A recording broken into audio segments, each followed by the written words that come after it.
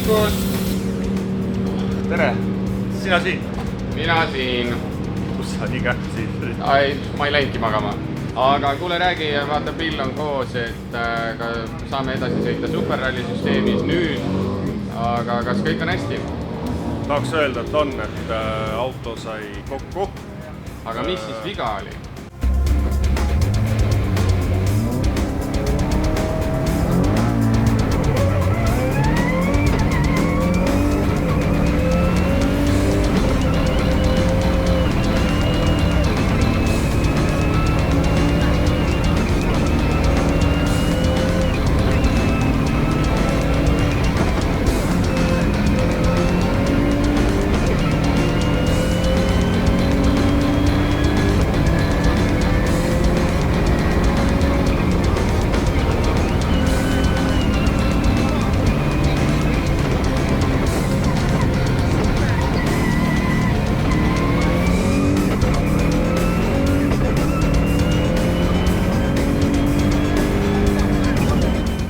Iga piloot kurtis, et auto marudalt raksub ja paugub ja murrab ja nii edasi. Et sõitja info oli see, et tagasillas on midagi väga katki.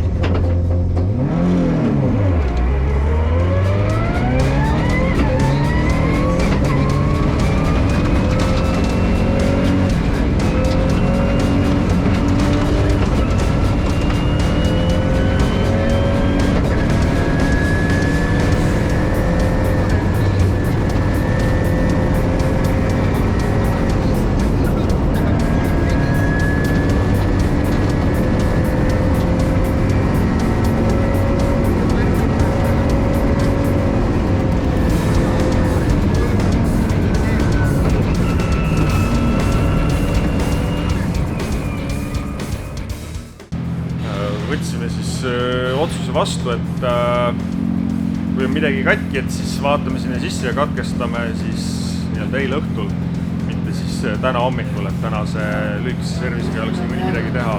Ja siis me vaatasime üle tagatihvri, hooldil, et nendega oli kõik okei. Ja just nii. Ja siis meie läksime magama ära või kes läks? Meie läksite magama ära ja tublid mehaanikud võtsid vahekasti küljest ära.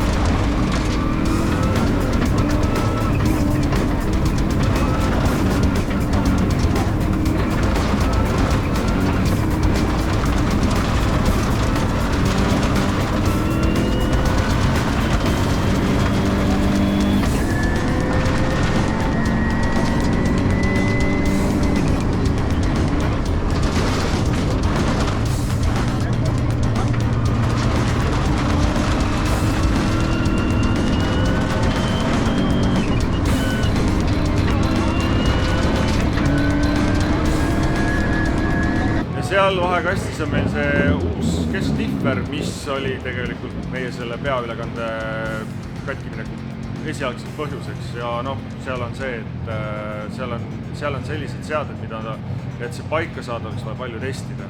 Ja ilmselgelt nüüd katseid sõites siis lukk osutus ka ikkagi liiga kangeks, et rahulikul sõidul ta nii hullult autot murdis ja me ei hakanud üldse siin mõtlema ja panime siis originaal Visko sisse, see oli meil nagu õnneks kaasa. et vältida seda igasugust arusaamatust, mis niikuinii veel võiks tekkida. Nii et ühesõnaga, ma siin vahepeal kuulsin teie juttu, et siin on nii palju seadistamise võimalusi, et ei ole ainult nagu see kesktiifri teema, vaid et need peavad süngis olema siis ka tagatiifriga, eks? Ja esitiifriga. Ja esitiifriga, on ju. Et kuna see vahetiifr tuli meile nii-öelda uus ja seal oli nullseade paigas, aga ilmselgelt see nullseade meie autol absoluutselt ei sobinud ja vähese meil nii-öelda selle lukuga kogemust varem ei ole olnud.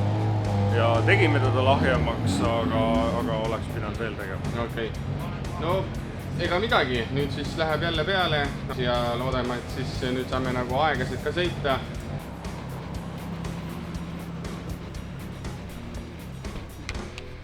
No arvestades seda jampsi, mis meil on siin olnud, siis loodetavasti meie pilli ei näe niimoodi slepis ära toodamas. Aga SS7 siin pealtvaatamise koha peal põhimõtteliselt oleme siin kuskil ja hetkel on veel päris palju aega enne kui esimesed autod tulema hakkavad.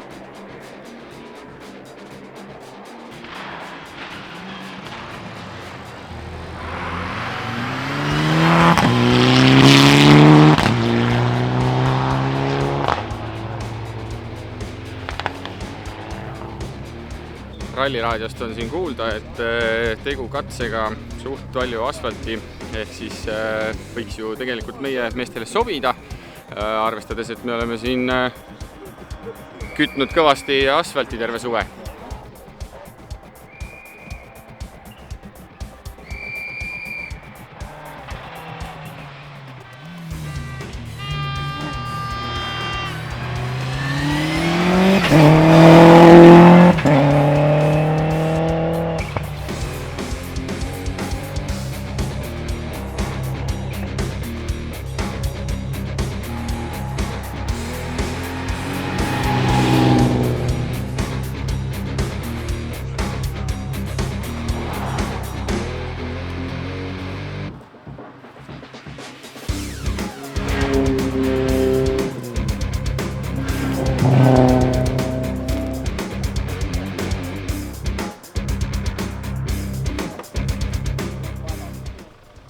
hakkasime meie Marioga siis SS7-lt tagasi sõitma ja imestasime küll, et miks Allar ja Kaarel nõnna rahulikult ja vaikselt sõitsid, aga põhjus oli siin videos näha, et pidurivedelikku lekib.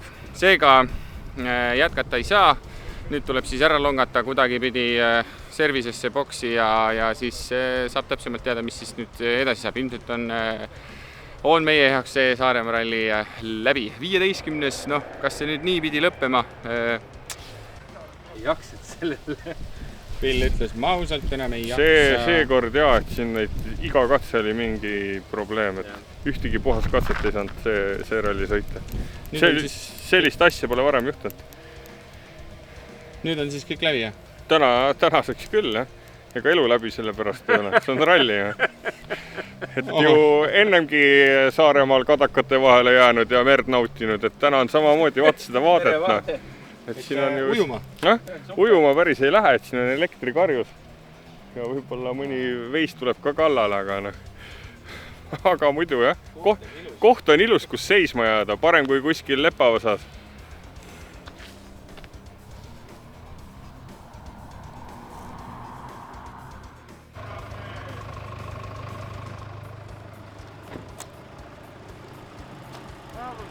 Oi, tere hommikust. No oleme siis ära pakkinud ja kurva meelega oleme seekord siit Saaremaalt ära, oleme siit mootorite juurest eemale. Mootorit maailmas. Ei ole nii kurb meel. Seiklusterikas kogemusi juurde ja palju üllatusi, millele ei oskagi seletust anda, aga eks me hakkame uurima. Kohtumiseni. Läheme jälle. No nii, Allar, sõidame. Lolli peaga võtsin hääletaja peale.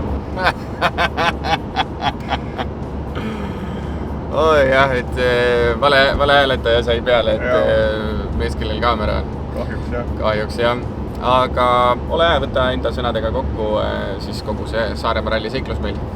Saaremaa ralli oli väga seikluste rohke, et ma arvan, et meie kõigi jaoks sellist rallit, kus meil iga katse on probleem, kas siis sõiduviga või tehniline probleem, seda meie ajaloos ei ole olnud.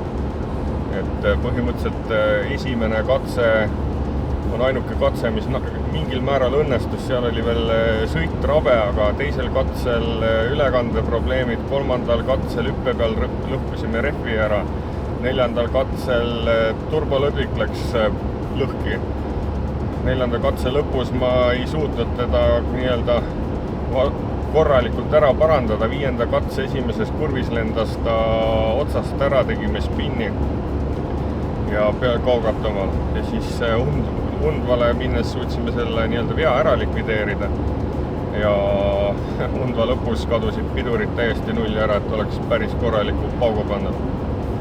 Ja siis servisesse sai õli ära vahetatud ja tundus nagu kõik kokk ja järgmine katse see asfaldi sirg osa seal jälle pidurid nullis ja nii ta meie ralli läks, et ei ühtegi head katset ja head feelingut mina sealt ei saanud.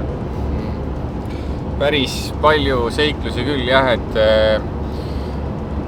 sellist rallit küll ei oleks nagu osanud kuidagi oodatagi, et olgugi sellest, et auto võtsime ja tegelikult sai ju kõik hoole ju ennem veel ära tehtud, lisaks veel muidugi hakkas ju kõik see ülekande teema, eks on ju pihta ja see ka veel üle elatud, aga et noh, niimoodi lappes selleks. Ei tea jah, et see algus kohe nii-öelda rabelemisega ja kogu aeg oli tempo peal, kogu aeg pidi midagi tegema ja kogu aeg oli midagi laiali, et meil ei ole sellist asja juhtud, ma ei tea, mis toimus.